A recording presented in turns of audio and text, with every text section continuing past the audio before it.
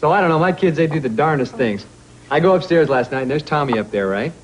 He's got on Betty's high heels. So I look a little closer. He's got on lipstick and mascara. These kids, they do the cutest, craziest things. You kids do that kind of stuff, right? Well, yeah, I think once Bobby put on one of my socks by mistake. Yeah, you see, that's exactly the same kind of thing. Oh, crap. Charlene, you listen to your big sister. Leaving that bonehead Morgan was the smartest thing you ever did. Well, I don't know. He just got to be a snooze. It's not like he did anything wrong. I just don't think we're compatible. Well, of course he did something wrong. You just don't know what it is yet. But I guarantee he did something because that's the way men are. And if you don't believe me, you just read that book. Smart Women, All Men Are Stupid Bastards, or something.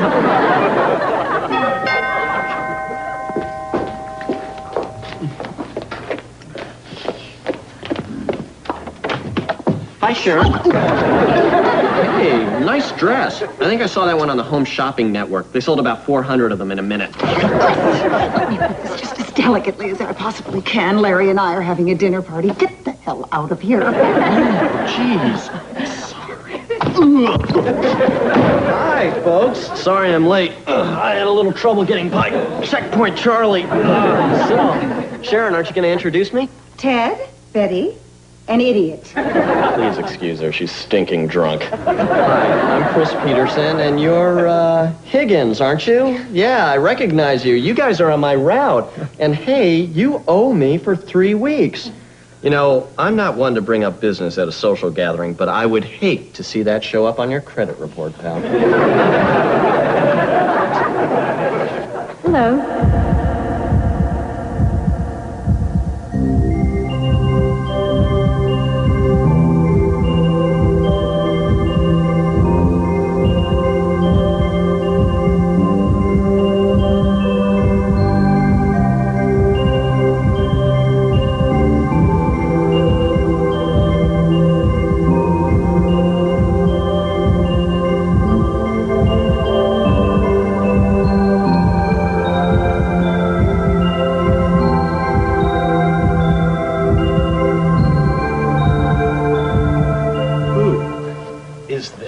Ravishing, exquisite combination of stuff. This is Sharon's sister, Charlene. Larry, that is the most vile, disgusting, filthy joke I've ever heard in my entire life. Chris, I'm going to count to 10, and then... Sharon, that may have impressed people when you were 3, but I think this is a little more sophisticated crowd here. So, Charlene, how long are you going to be in town for? Chris, don't I hear your mother calling? Chris lives with his parents, Charlene. Which isn't too surprising, considering he is a 30-year-old paper boy. You know, I think what your sister's trying to do is make me look like an idiot. But don't judge me until you know the facts.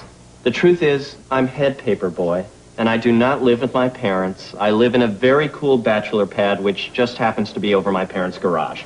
There, I think I made your sister look rather foolish, didn't I? Could someone besides him please talk?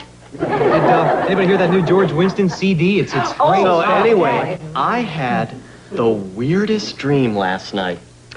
I'm in the supermarket in Brazil, and I'm in the frozen food section. And for some reason, the frozen turkeys are on sale. Now, these aren't just the generic frozen turkeys. These are the real ones. These are the butterballs. Chris, maybe this could wait. So, I squeeze one of them to find out if it's fresh or not, And suddenly, another one pops up and starts chasing me down the aisle. Which is pretty odd, you know, to have a turkey with a knife chasing you down the aisle. You know, because usually we're the ones that are cutting up the turkeys. Well, that's just the first level. So, I run past the soup section over to the gun department. So I'm puking and puking up live fish. And some of the fish are trying to swim back upstream, back into my mouth. For heaven's sake, would you look at the time? But wait, you haven't even had dinner yet. Yeah, we have a wonderful trout. Well, that's okay. That just means there's more for us. My dreams always really make me hungry. Hey, folks, don't forget that money. I'll be by your house tomorrow. Deadbeats. Boy, they certainly were an exciting pair. I think we're much better off without them.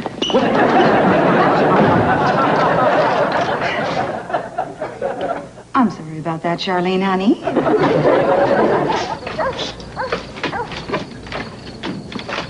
Come on, Sharon. He's not a bad guy. He's lonely. Okay, he needs a little help with his social skills. Really, guys, it wasn't so bad. It was kind of like spending an evening with Daffy Duck.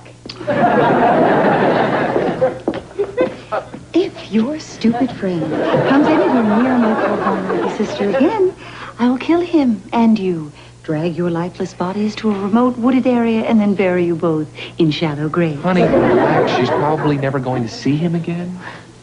Hey, kids. Hi.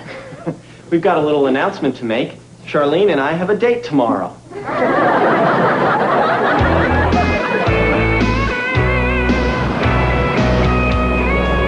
Okay, here we go. Here's popcorn for Larry, red vines for Charlene, and Sharon, here's your nachos with mustard, hot fudge sauce, and extra butter. Asked for raisinettes, please.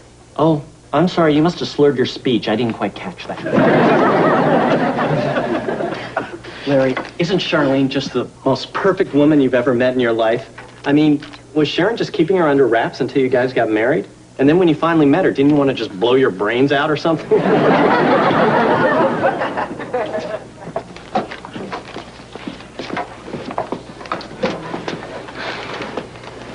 hate it when people do that. It's so rude. There's plenty of other seats in the theater. Yeah, I know what you mean. All right, honey, let me show you a little trick that goes back to Queen Victoria. Watch this. Oh, God, I feel sick.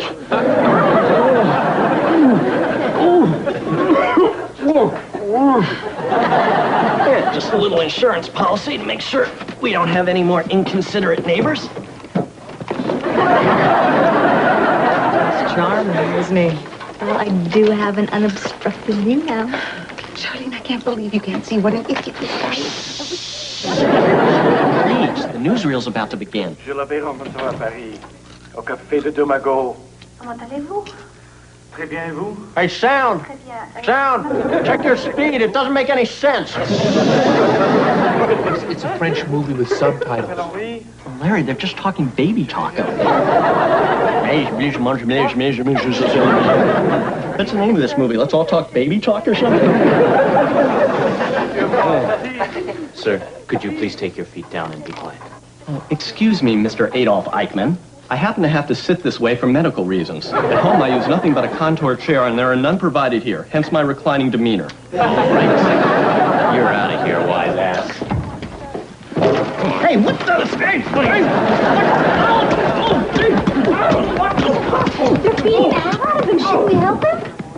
No, Sharon, will you get over it already? They just had one date. It is just that he was with her, breathing the same general air, getting his disgusting Chris microbes all over her. I know, but you saw what happened last night.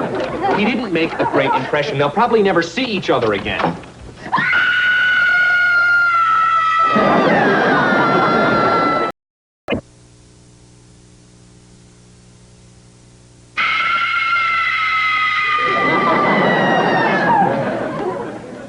Is there a problem, Sharon? I'm sorry. We weren't expecting expecting you home and the bed in the guest room is a single. Charlene, Sharon's the one who should be apologizing. She just screamed over the part where Jack Klugman tells the results of the autopsy. Charlene, out. Larry, burn the bed. Okay, Sharon, but I warn you, I'm not wearing underpants. Stay where you are. Charlene, out. Larry, burn the bed. Sharon, I don't know what you're so upset about. Your sister said it was okay. In fact, she said it was incredible. I don't want to go into that right now. That would be distasteful. Going to wash my eyes out with soap.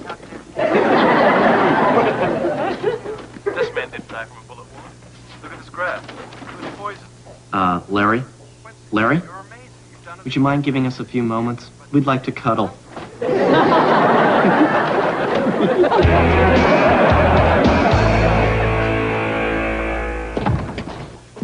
Mom, Dad, I think I've just met the one I want to spend the rest of my life with. Oh, no, he's found another stray dog. No, Dad, for your information, it's a woman. The most beautiful woman in the whole wide world. And who knows, we might even get married. Well, getting married is a big responsibility, dear. I know, Ma. And I know that if it ever comes to that, my lifestyle would probably have to change. For instance, I'd probably have to take on another street on my route. Well, Chris, if you do wind up getting married and you need a little extra help getting started, just remember, this comes right from the heart, son. We're on a fixed income. You know, I know the two of you probably think I'm just childly infatuated, but I've honestly never felt this way about a person before in my life. And besides, the sex is incredible. Chris, we're very grateful and flattered that you feel close enough to share this with us, and that we're close enough to talk about these things, but let's not. Ever. That's right, son. We just don't appreciate that kind of filth talk in our house. I love you guys.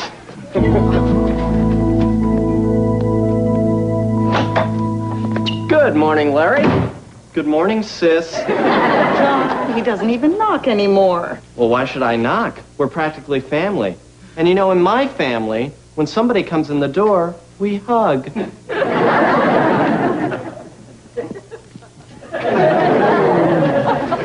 Uh-huh. Yeah.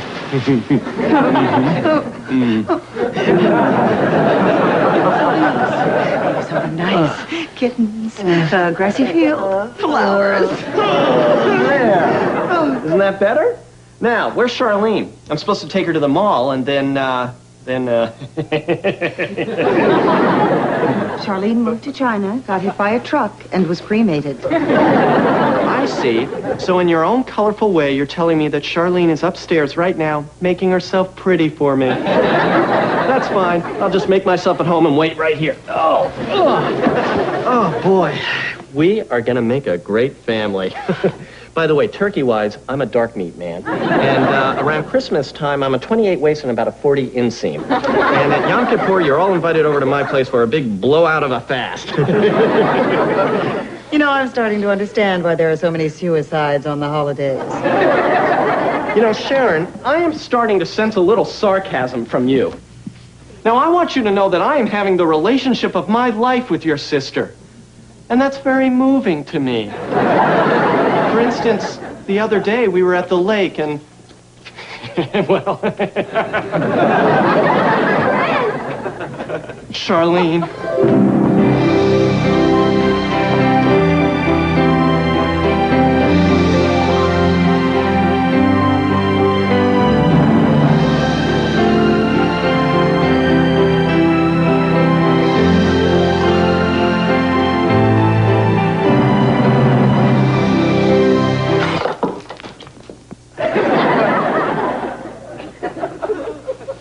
I'm sorry, but the hose wouldn't reach in here. Will you take it easy? I know what I'm doing. Maybe you don't know what you're doing. Now, this whole thing could be explained by a small aneurysm. It's just... But I'm fine. He's spontaneous, he's unpredictable, and he's taught me that Benny Hill can be funny in small doses. Would it really hurt to see a doctor? Or better yet, a deprogrammer? Chris, maybe you're right. She is sort of a major. Yeah, no kidding. What did he say about me? Oh, nothing, Sharon. That's privileged information. Lover's secrets. Come on, Charlene. Let's go to the mall and then,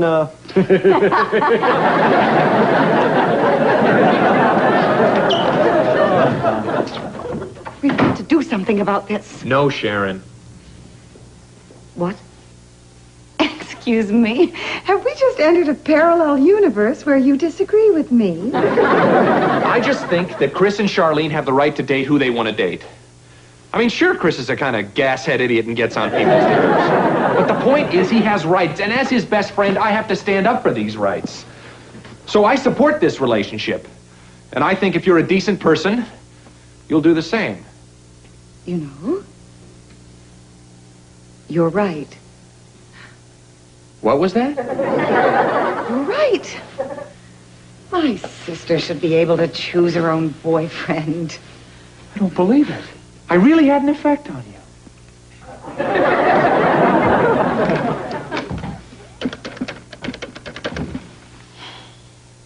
Hello, Morgan. This is Sharon. Charlene's sister? Well, I'm just calling because, I think Charlene misses you. Well, hi, you two. How was your day? oh, pretty good, until we ran out of condoms. How charming. It's like living in an old coward play. Oh, Morgan. Charlene. Morgan, what are you doing here? Well, I thought that, your sister said. Excuse me, could somebody please introduce me to Jethro? This is Morgan Bolger, my ex-boyfriend. Oh, come, Charlene. Let's introduce him properly. This is Morgan, former All-Pro quarterback, now partner in one of the largest contracting firms in the state, Bolger. Oh, my. Well, hi. I'm Chris Who Cares because Charlene obviously likes me a lot better Peterson. Nice to meet you. Morgan, I can't believe you're here. You heard the lady. Why don't you run along? Hey, pal, stay out of this, okay? Listen, Mr. Big Shot Donald Trump, Newt Rockney, Green Hornet. You may think you're one big deal with your fast cars and your fancy jewelry and your ham radios. I bet you can't do this.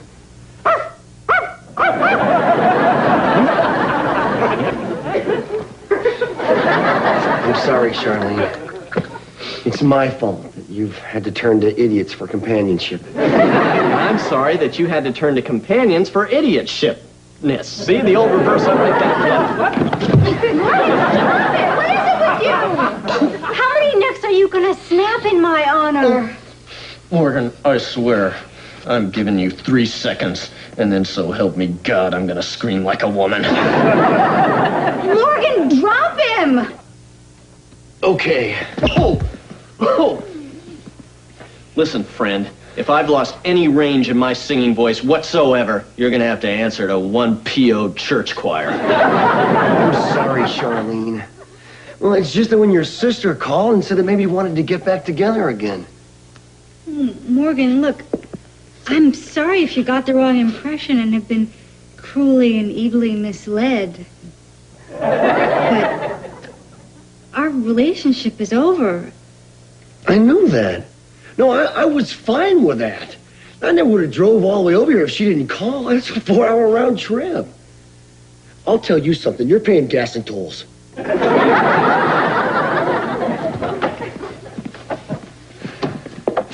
There. Well, guess I scared him off, huh? Sharon, from now on, you stay out of my romantic life or I'll pin your neck against the wall. Do you hear me? Yes. Now leave us alone.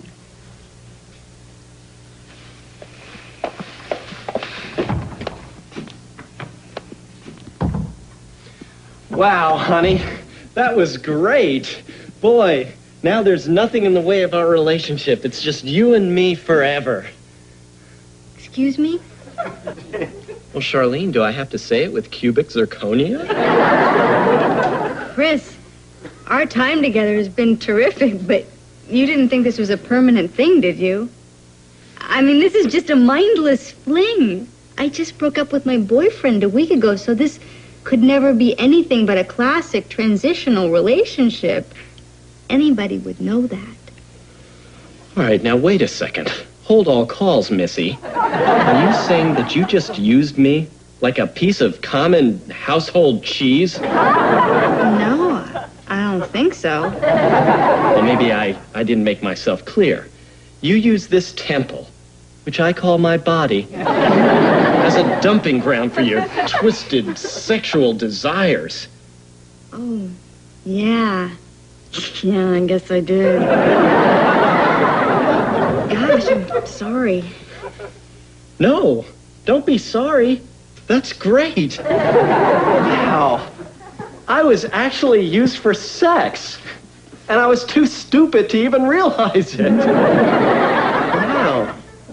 Me, a sex object. That's something I can tell my grandkids about. Thanks, Charlene. Thanks a lot. Boy. Hey, listen, if you're going to be in town next week, why don't you give me a call, and then maybe we can have a little more sex. Sure. Weirder things.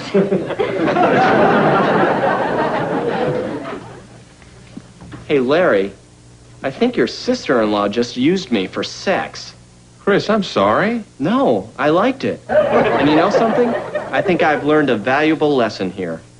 That women on the rebound are animals. Aren't you going to miss her? Yeah, I am. But you know what? I'll always have my memories.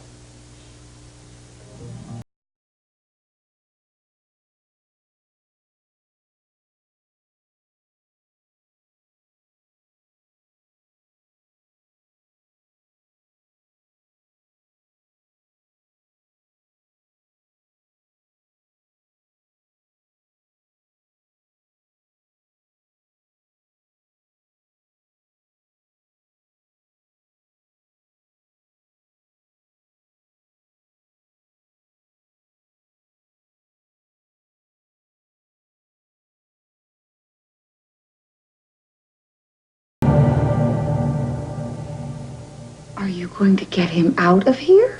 Honey, he's enjoying his memories. He's a psycho. Let's just go to bed. He's usually gone by morning.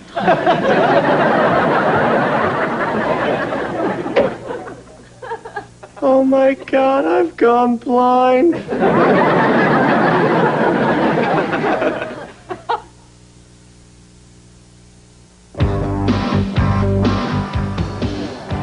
Hi, I'm Howie Mandel, one of the most important stars on Good Grief. If you haven't seen it yet, watch it tonight because it's funny and you can't get a rash from it.